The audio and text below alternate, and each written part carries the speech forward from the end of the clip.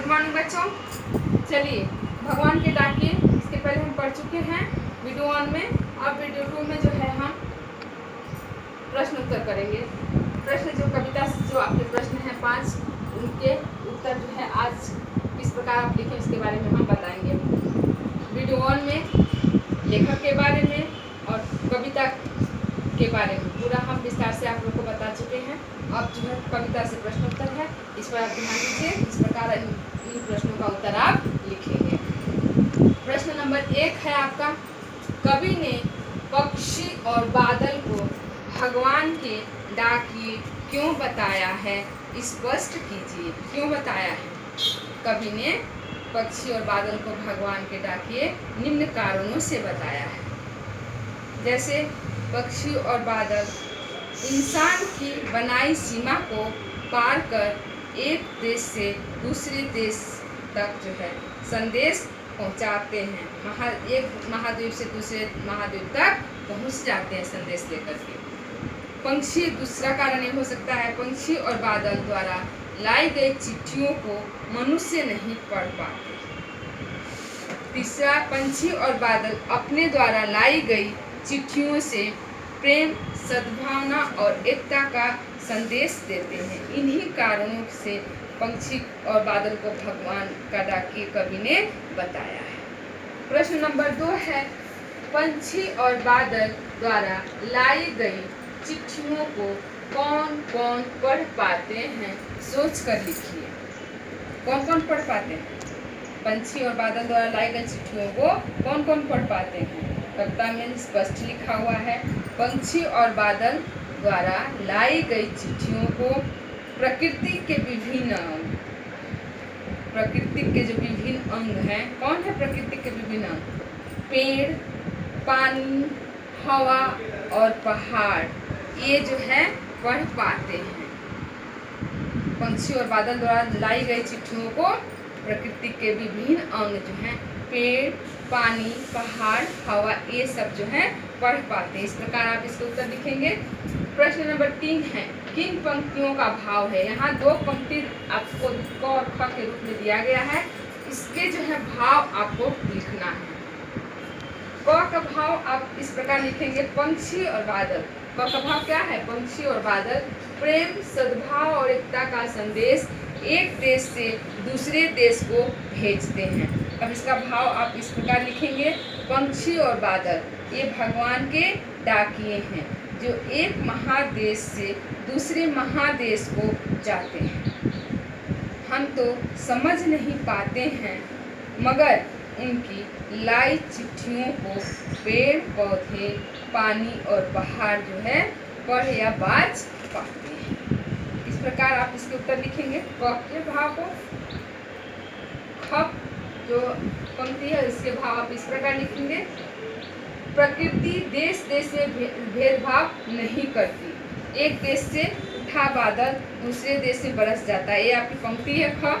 इसका भाव आप इस प्रकार लिखेंगे, हम तो केवल यह आंकते हैं यानी अनुमान लगाते हैं कि एक देश की धरती दूसरे देश को सुगंध भेजती है। सिर्फ हम ये अनुमान ही तो लगाते हैं कि एक देश की धरती जो है दूसरे देश को सुगंध भेजती है, और वह सौरभ यानी वह सुगंध, सौरभ यानी सुगंध, हवा देश में तैरते हुए पंछियों की पंखों पर लिखा जाता है या तैरता है, और एक देश का भाग दूसरे देश में पानी बनकर गिरता है। इस प्रकार ख के भाव आप लिखेंगे ख पंक्ति के। आज जो है प्रश्न नंबर 4 है, पंछी और बादल की चिट्ठियों में पेड़, पौधे, पानी और पहाड़ क्या पढ़ पाते हैं? प्रश्न नंबर 4 है, पंछी और बादल की चिट्ठियों में पेड़, पौधे और पहाड़ क्या पढ़ पाते हैं? तो उसका उत्तर जो है इस प्रकार लिखेंगे, पंछी और बादल की चिट्ठियों में पेड़, पौधे, पानी और पहाड़ प्रेम, सद्भाव और एकता से रहना हमें सिखाते हैं। भगवान के द्वारा भेजा गया संदेश जो है, हम प्रकृति के भगवान द्वारा जो संदेश भेजा जाता है वो जो है पेड़ पौधे पढ़ पाते हैं। प्रश्न प्रश्न नंबर 5 है, एक देश की धरती दूसरे देश को सुगंध भेजती है, स्पष्ट कीजिए। इसका भाव जो है स्पष्ट कीजिए। एक देश की धरती, इस कथन का भाव आप इस प्रकार स्पष्ट करेंगे। एक देश की धरती दूसरे देश को सुगंध भेजती है, सुगंध के साथ साथ प्यार और संदेश देती है कि हमें सद्भावना से रहना चाहिए। एक देश की धरती दूसरे देश को सुगंध एवं प्यार पंछियों के माध्यम से दूसरे देश को भेजकर सद्भावना का हमें संदेश भेजती है। इसका भाव यह है कि एक जगह की धरती अपने भूमि में उगने वाले फूलों की सुगंध, उसे सुगंध आते हैं।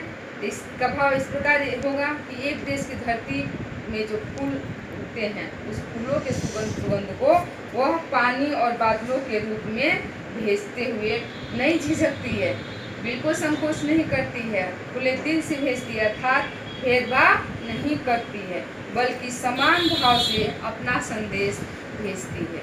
कोई भेदभाव नहीं करती है, एक समान भाव से। हमें भी जो प्यार अच्छा लगता है और दूसरों को देने में उनको बिल्कुल झिझक नहीं होता है, तो एक समान भाव से भेजती है।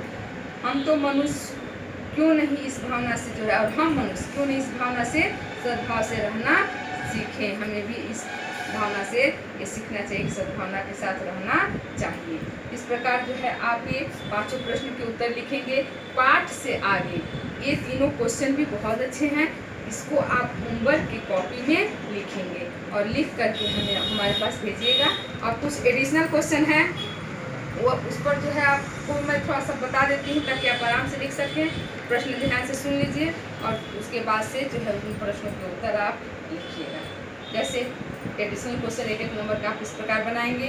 कवि ने पंछी और बादल को डाकिया क्यों कहा है? क्यों कहा है? क्योंकि एक देश से दूसरे देश में विचरण करते हैं, इसीलिए कवि ने पंछी और बादल को भगवान का डाकिया कहा है। पक्षी और बादल किसके द्वारा संदेश लाते हैं? किसके द्वारा लाते हैं? पर्यावरण के द्वारा लाते हैं। इस प्रकार इसके उत्तर लिखेंगे आप। प्रेम, सद्भाव और एकता का संदेश कौन लाता है? कौन लाता है? बार बार कविता में यहाँ कवि बोल रहे हैं पक्षी और बादल रूपी डाकिया। कौन लेकर के आता है? पक्षी और बादल रूपी डाकिया। पक्षियों द्वारा लाया गया संदेश कौन पढ़ता है? कौन पढ़ता है? पेड़, पौधे, पर्वत, पानी, पहाड़ आदि जो हैं प्रकृति के जो विभिन्न अंग हैं वो पढ़ते हैं। पेड़ पौधों में कौन सा समास है? कौन सा समास है? द्वंद्व समास है। एक देश दूसरे देश की धरती को क्या भेजती है? कविता में बार बार एक देश की धरती दूसरे देश को क्या भेजती है? सुगंध भेजती है। आज विश्व में कहीं भी संवाद भेजने और पाने का सबसे बड़ा साधन क्या है? इसके माध्यम से हम जो है अपने संदेश को भेजते हैं, इंटरनेट के माध्यम से। आज कवि ने पंछी और बादल को क्या कहा है? क्या कहा है? भगवान के डाकिए कहा है। भेदभाव त्यागने का संदेश कौन देता है? भेदभाव त्यागने का संदेश हमें प्रकृति देती है। भगवान के डाकिए के लेखक कौन हैं? इस प्रकार ये आप क्वेश्चन बना सकते हैं। भगवान के डाकिए पाठ के लेखक रामधारी सिंह दिनकर हैं। इस प्रकार आप एडिशन एक नंबर का क्वेश्चन बना करके लिख सकते हैं।